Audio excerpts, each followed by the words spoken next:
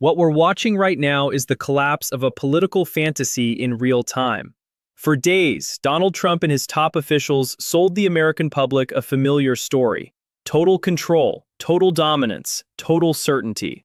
They said the skies were theirs. They said Iran could do nothing. They said American and allied forces could move freely, strike at will, and dictate the terms of this conflict from a position of overwhelming strength. But now that image is cracking, and what is emerging beneath it looks less like decisive leadership and more like a dangerous combination of arrogance, propaganda, and reckless incompetence.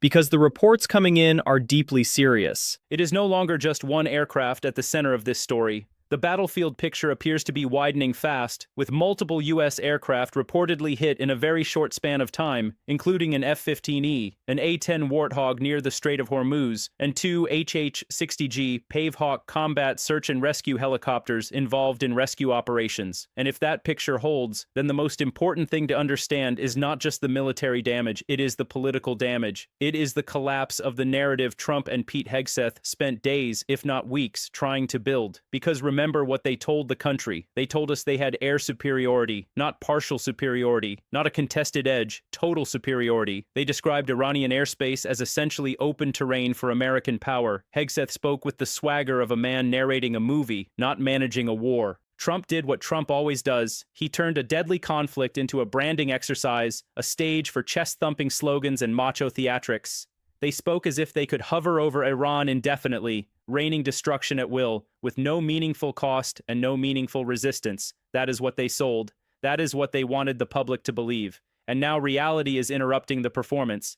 If several aircraft have in fact been hit within this compressed time frame, then the message is unmistakable. This is not uncontested airspace. This is not clean, neat, controlled warfare. This is not some cartoon version of American invincibility. It is a real war zone with real risks, real losses, and real consequences. And that matters because the Trump camp did not just oversell the operation. They appear to have built public expectations around a level of dominance that events on the ground are now directly undermining. And that brings us to another critical point, the credibility problem. Earlier, official messaging pushed back on claims that U.S. aircraft had been downed, dismissing those reports as false. But if subsequent developments confirm significant aircraft damage, then the gap between official claims and battlefield reality becomes more than just embarrassing, it becomes alarming. Because one of the most dangerous habits of the Trump political style is the instinct to deny first, posture second, and tell the truth only when reality leaves no other option. That may work in campaign rallies, that may work on social media, it does not work in war. And let's be honest about who Donald Trump is in moments like this. He is not a stabilizing commander, he is not a disciplined communicator, he is not a serious steward of American power. He is a man who treats every crisis like a television episode in which he must appear dominant even if the facts are moving in the opposite direction. That is one of the core problems with Trumpism in foreign policy. It is not strength, it is performance dressed up as strength. It is insecurity projected outward through slogans, threats, and theatrical overstatement. And when events stop cooperating with the image, the result is confusion, contradiction, and escalation. Even Trump's own words reveal the chaos. When asked whether the downing of a U.S. jet would affect negotiations, he reportedly shrugged it off by saying, "This is war." Think about that. For all the euphemisms, all the spin, all the attempts to frame escalation in language that avoids accountability, Trump's answer cuts through the fog. It's a war. His words, not anyone else's. And if it is a war, then where is the authorization? Where is the transparency? Where is the honesty with the American people about what they are being dragged into, what the objectives are, what the costs are, and how this ends? Because declaring war in practice while dodging the responsibilities of saying so plainly is exactly the kind of cynical maneuver Trump thrives on. And then there is the negotiation story, which frankly looks more and more like another political illusion. Trump wants to project that diplomacy remains alive, that talks can continue, that pressure is producing leverage. But the reporting around mediators and regional efforts paints a very different picture. Iran has repeatedly signaled that it does not intend to engage U.S. officials under these conditions, and the broader mediation push appears to be stalling out. Again, that is not a side detail. That is the story. Because Trump's foreign policy pitch has always been built around this claim that he alone can escalate harder and negotiate better, that he can threaten more brutally than anyone else and still magically secure a deal. But the world is not a casino negotiation. It is not a real estate stunt. You do not bomb your way into trust. You do not posture your way into stability, and you certainly do not insult, provoke, and inflame an adversary and then act shocked when talks collapse. This is where a real journalist has to call the bluff. Trump does not deserve automatic credit for sounding tough. Tough talk is cheap. It is the easiest thing in the world to promise domination when other people bear the cost. The test of leadership is not whether you can bark into a microphone. It is whether your strategy is coherent, lawful, and sustainable. On those standards, this operation looks increasingly unstable. We have battlefield confusion, disputed claims, rescue operations under pressure, stalled mediation, expanding strikes, and a White House still behaving as if image control is more important than factual clarity. And that image control is becoming grotesque. While search and rescue efforts unfold and the conflict intensifies, the public is being fed slogans about oil, power, and victory. Trump's fixation on "take the oil" language is not just crude, it is revealing. It reduces a combustible regional war to plunder rhetoric. It sounds less like statesmanship and more like a man blurting out the ugliest impulses of imperial fantasy. That kind of language is not only morally repellent, it is strategically stupid. It hands adversaries exactly the propaganda they want. It validates every fear, every suspicion, every anti-American narrative they are already trying to spread. When Trump talks like that, he is not projecting strength. He is advertising recklessness, and this is where I will be blunt. This is why so many journalists, historians, and national security experts have warned for years that Trump is profoundly unfit to manage crises of war and peace. Not because he lacks bluster, he has plenty of that. Not because he lacks appetite for force, he has never lacked that either. It is because he lacks the discipline, humility, and respect for truth that real leadership demands. He turns geopolitics into ego maintenance. He treats complexity as weakness. He treats dissent as betrayal. He surrounds himself with people who mistake aggression for competence and slogans for strategy. And then, when reality pushes back, the country is left to absorb the consequences. Pete Hegseth's rhetoric belongs in that same category. He has spoken about war with the swaggering certainty of someone trying to sell domination as destiny. He frames bombing campaigns as proof of clarity and virtue. He packages death in the language of masculine confidence and patriotic inevitability. But war is not validated by sounding tough on television. Military power is not measured by the volume of your rhetoric. And if aircraft are being hit, if rescue assets are being targeted, if operations are not as uncontested as advertised, then Hegseth's bravado starts to sound less like confidence and more like delusion.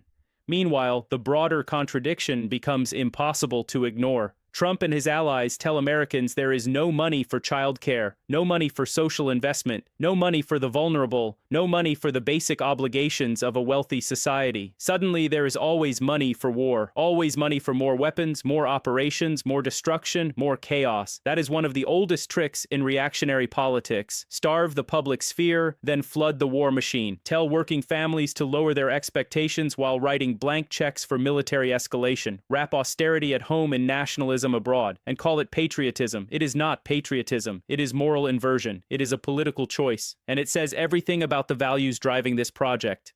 Trump's worldview has never been about protecting ordinary people. It has been about domination, spectacle, and grievance. So when he talks about greatness in the context of war, understand what he means. He does not mean wisdom. He does not mean restraint. He does not mean peace secured through strength and diplomacy. He means the aesthetics of force. He means the feeling of power. He means the image of America as a fist, because that image flatters his own authoritarian instincts. That is also why his defenders so often confuse criticism with weakness. They think the alternative to Trump's recklessness must be surrender. That is nonsense. Real seriousness is not surrender. Real seriousness means demanding facts before cheering escalation. Real seriousness means asking whether objectives are clear, whether allies are aligned, whether diplomacy has been exhausted, whether Congress has done its job, whether civilian blowback is being considered, whether the strategic end state makes any sense. Those are not soft questions. They are the only questions adults ask before wars spiral out of control. And right now, those adult questions are being drowned out by the familiar noise machine of Trumpism, bluster, denial, macho fantasy, and the desperate insistence that everything is under control, even when events suggest otherwise. This is why independent journalism matters, because when governments spin, when partisan media cheers, and when leaders lie to preserve their image, the public still deserves someone to say, "Stop. Look at what is actually happening." Do not let propaganda turn confusion into confidence. Do not let slogans replace evidence. Do not let performance masquerade as policy. because there is a human cost behind every one of these headlines. Pilots are not props. Rescue crews are not set pieces for political messaging. Civilians in the region are not abstractions. Every escalation narrows the space for de-escalation. Every boast makes compromise harder. Every insult, every threat, every flippant oil-soaked slogan can become fuel for a wider fire. This is what makes Trump so dangerous in moments like these. He does not just mislead, he inflames. He does not just distort, he escalates. He treats volatility as an opportunity to look strong, when in fact the first duty of leadership is to keep catastrophe from multiplying. And if you are watching this unfold and feeling that the whole thing looks like a mess, that is because it is a mess. A complete mess. A mess of inflated claims, deteriorating credibility, dangerous rhetoric, and deep uncertainty about where this is heading next. The tragedy is that none of this is surprising. This is what happens when a man obsessed with appearances confronts a reality he cannot fully script. The show starts breaking apart,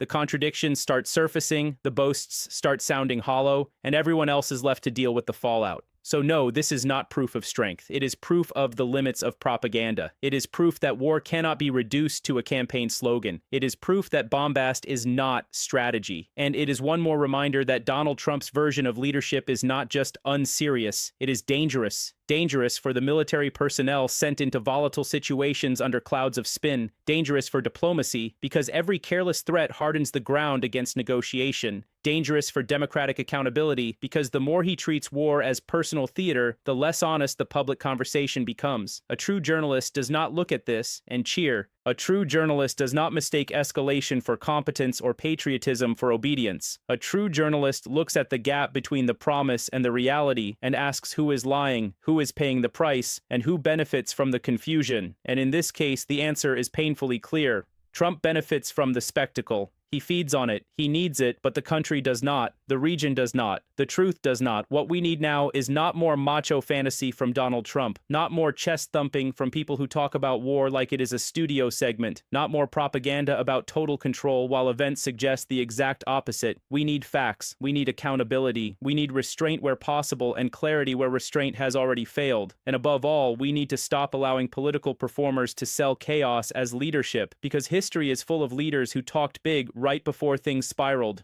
History is full of governments that said victory was obvious right before the costs became undeniable. And history is especially unforgiving to those who confuse arrogance with strength. Trump has built his entire political identity on that confusion. He wants people to believe that cruelty is toughness, that bluster is confidence, that domination is wisdom. It isn't. It never was. And tonight, as the reports grow more serious, as the contradictions pile up, and as the consequences become harder to spin away, that illusion is taking on water fast. The question now is whether the public, the press, and the political class are willing to face that reality before this gets even worse. Because if this is the beginning of a broader unraveling, then the time for slogans is over. The time for hero worship is over. The time for indulging Trump's reckless instincts is over. What comes next could define far more than a news cycle. It could define the trajectory of a war, the credibility of a government, and the price ordinary people will pay for elite delusion. And that is exactly why this moment demands not applause, not panic, but clear eyes, hard questions, and the courage to tell the truth while it still matters.